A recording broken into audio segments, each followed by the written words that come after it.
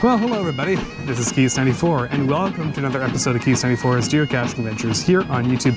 We are still in Nova Scotia, out not far from East River, and East River is a particularly important spot for geocaching history here in Canada because it is the site of Canada's first geocache. We are not very far from it. Let's go look for it. Without further ado, let's go on a geocaching adventure.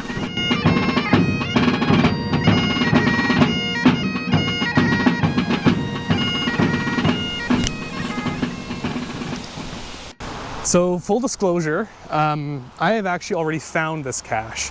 Back in 2018, Canada's first geocache was my 9,000th find. And so, at the time, Canada's first geocache was on a highway, Cloverleaf. So, a lot of highway construction happened, and they have, the cache owner has moved the cache to this very nice waterfront spot. This is actually a totally new experience for me, even though that I've already claimed to find on it. Let's see here. Well, 39 meters. Step gingerly over. 36 meters. This is a very cool, very neat spot for myself as a geocacher. And,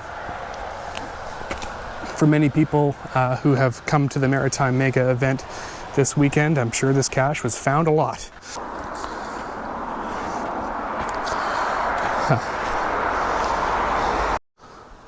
I think I may have actually picked the hard route. So I'm just gonna go down here. It might actually be rather accessible. And maybe I just made this cache a very difficult one to locate. I should have checked the terrain rating actually. I see a lot of trampled ground down here, so I'm guessing that perhaps it is down here.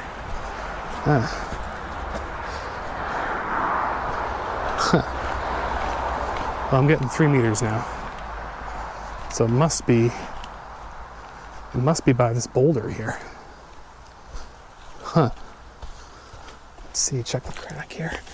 I see some metal parts and stuff in there, but I spotted something a little more cache-like. Look at how treaded this ground is. All right, in all its glory. GCBBA, Canada's first geocache, right here in living color. So geocache was a bit of a different container. It was a larger black ammo can. Nonetheless, this is the current rendition of it, and looking quite nice. Of course, for a geocache of this importance, you gotta have a big logbook for it. Decent size container. Getting bitten by mosquitoes like no tomorrow. You have a whole bunch of trading items, various stuff like that. Looks like, oh, aceto bags. Okay, so you can clean up the area with a aceto bag. Cash in, trash out, for those who don't know what aceto stands for. And of course, the very important logbook from Tesco. Huh, it's a British company. Just Carlo, literally the first person that I spot on here. Shout out to Just Carlo. He was here back in, well, around 2023. I may as well sign it myself. I'll just use this pencil in here. There you have it, case 94. So when you find yourself out in Nova Scotia, be sure to check out Canada's first geocache. Whether you want to have it as a milestone or whether you want to have it as just a neat cache with the Jasmer grid, all that kind of stuff. Historically, this is kind of ground zero for the history of Canadian geocaching. GCBBA for all of you folks to find when you come out here in East River. Of course, I want to give a big shout out to the cache owner, East River, Ken Kane, for hiding this geocache. It is a kind of a pilgrimage to be able to come out here and see it. And I have to say, in a very nice spot in its current location. Randy is holding down the fort at the vehicular vehicle. But great spot. It's there in living color. Not all the direction I expected you to come back from. Oh, Well, you disappeared up a hill somewhere. I went up there. And then you were well out of earshot. And then I went down, and it's literally by the garbage cans. Yeah. So there you have it. Absolutely memorable spot. Had to stop here for all you folks because it's worth seeing.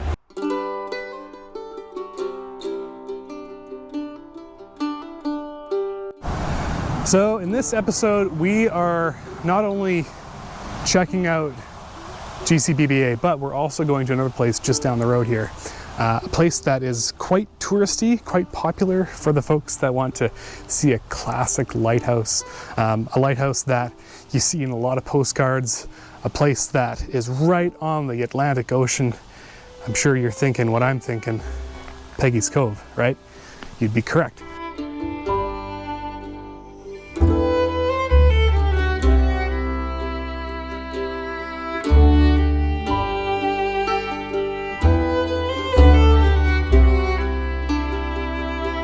So we are going to Peggy's Cove today. Really stoked for that. And I'm also going to try to see if I can feature some of the geocaches over there.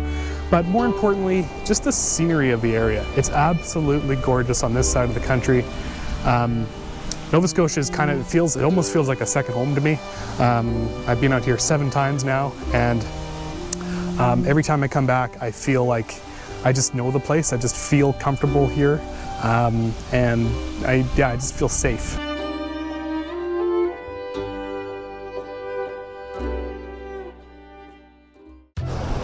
All right, everybody, welcome to a very iconic place, Peggy's Cove.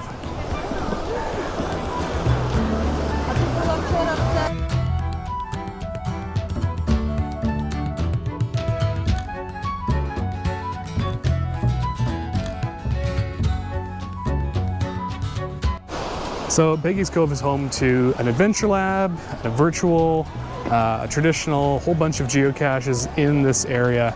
I have been here before, actually, back in 2018, and there was the geocaching landscape looked a bit different back then, and this viewing platform is actually new since I was last here.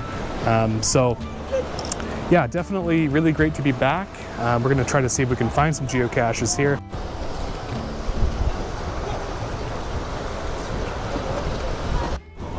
So rule of thumb, folks, stay off the black rocks.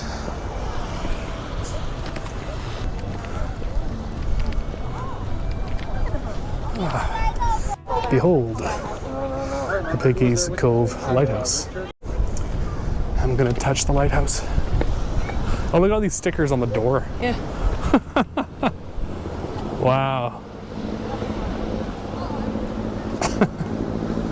And do you feel special? You've touched the lighthouse. Touch it. Touched it. Absolutely. So you can take tours around, I guess to the lighthouse. You get a lighthouse view from the water. But yeah, this is a popular hangout spot with the lighthouse. I'm really glad that I have that wind muff on my on my mic here, because it's rather windy up here. Okay. Oh, there's the. Yeah. So I don't know who's doing this one.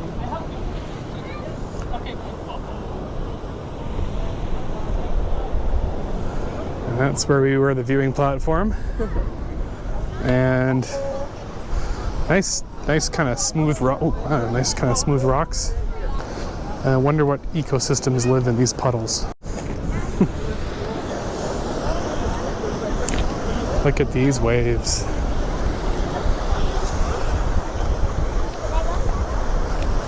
Pretty stellar.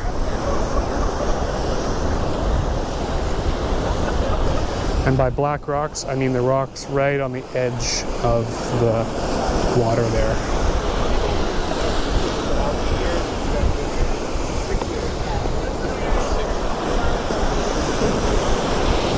It's pretty epic.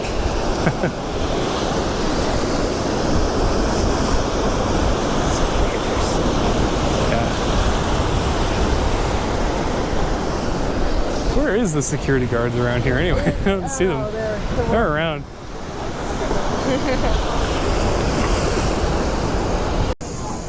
I love that ocean smell. I wish you folks could be here to smell that ocean. It's beautiful. Beautiful smell. I know some people who have different opinions of it, but because I grew up on the coastline, it's very inviting.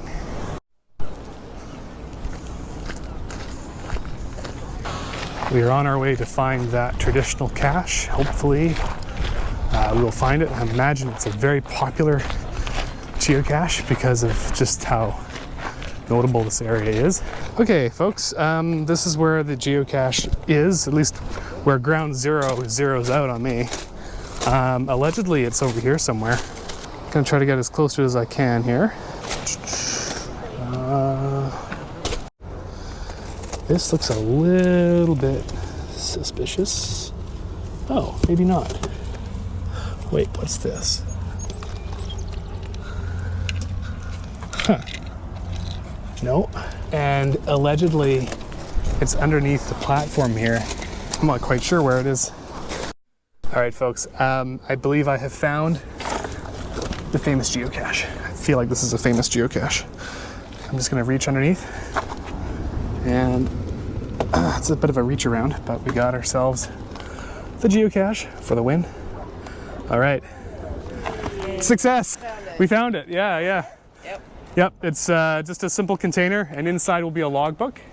And after that, we just we sign our names in. I have a YouTube channel if you want to check it out. Sure. There's my channel. There you go. Okay. Yeah.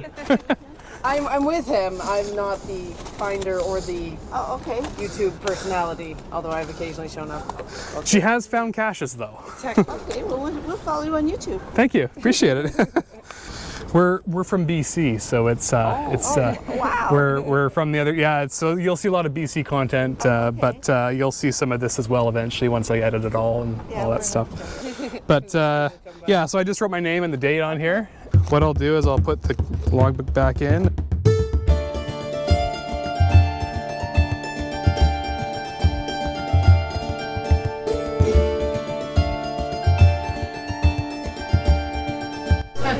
There's a gift shop upstairs. Oh, and look at the blue nose.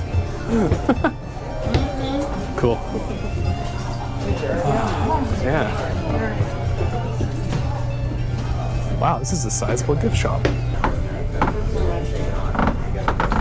Geocachers. I don't use a lot of salt either, and it's not because of heart.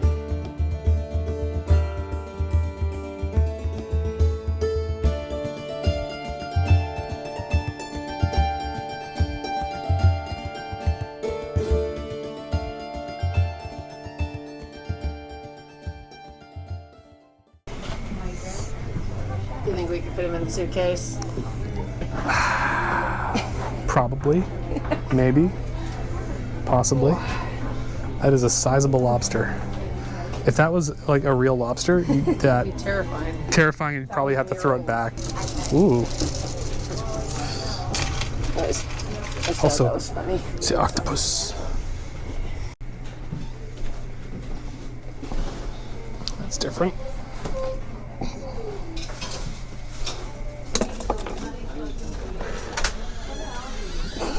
So I decided I would get a model of the blue nose So I'm gonna put this together. I might even film myself building it because why not? Time lapse, cool time lapse shot of me trying to figure this out.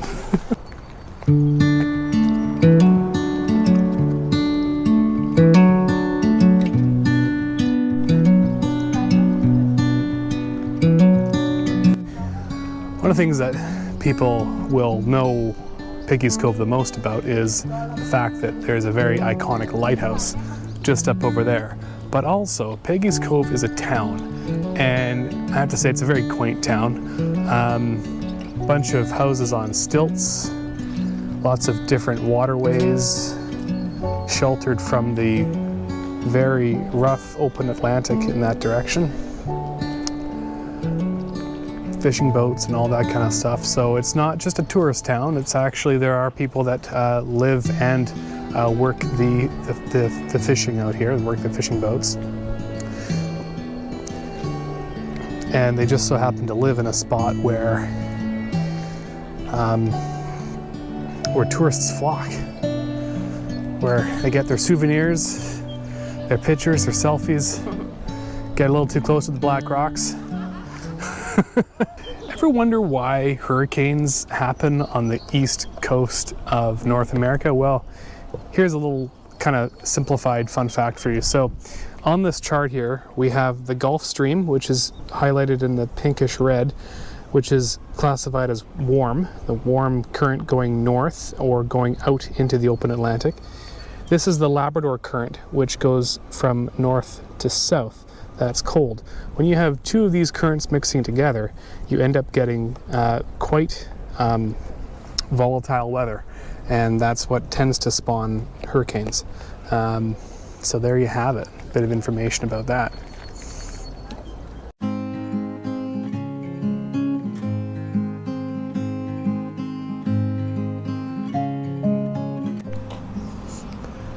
So this is the Fisherman's Monument, carved out of Peggy's Cove stone, literally a cliff face that was to commemorate a fisherman lost at sea. Can only go about as far past as this. Nonetheless, pretty neat spot. Also, the site of a virtual cache.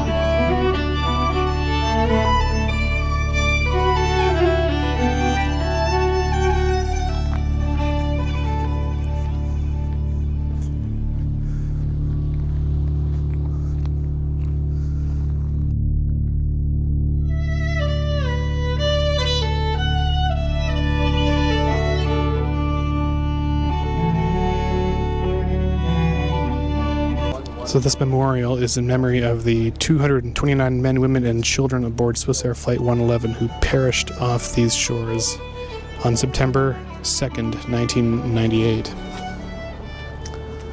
So, in grateful recognition of all those who worked tirelessly to provide assistance in the recovery operations and comfort to the families and their friends during a time of distress. And this really is at a beautiful location overlooking the Atlantic Ocean here.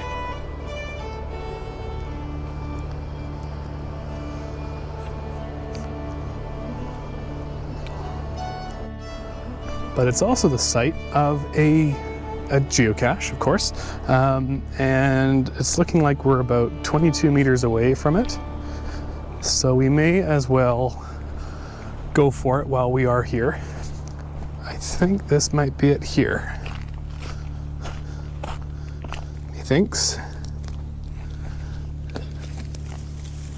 Oh yeah, actually I see it. Let me just grab it from underneath here.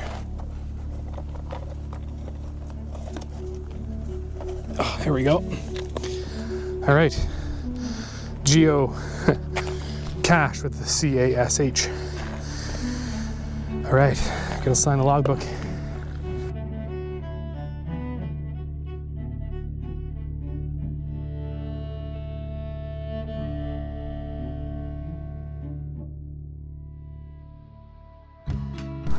Okay folks, so we're at a geocache site right now. 10 Talon 21, Halifax 49. I sense that this cache is down here somewhere. Or not. Those are decoy rocks maybe. Oh, I see another rock in here. Aha! So I had DNF'd this cache back in 2018. And finally I'm back in 2025 to avenge it. So absolutely great.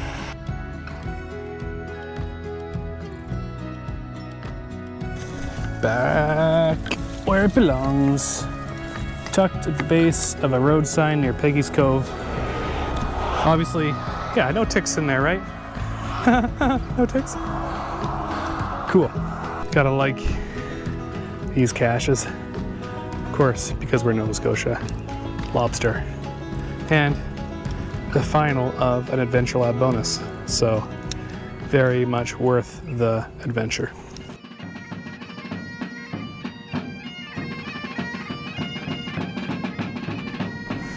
Well folks, that concludes another episode of Case 94's Geocaching Adventures here on YouTube. I want to thank you all very much for coming along on this adventure with me and Randy to Peggy's Cove, beautiful Peggy's Cove, Nova Scotia, right over there.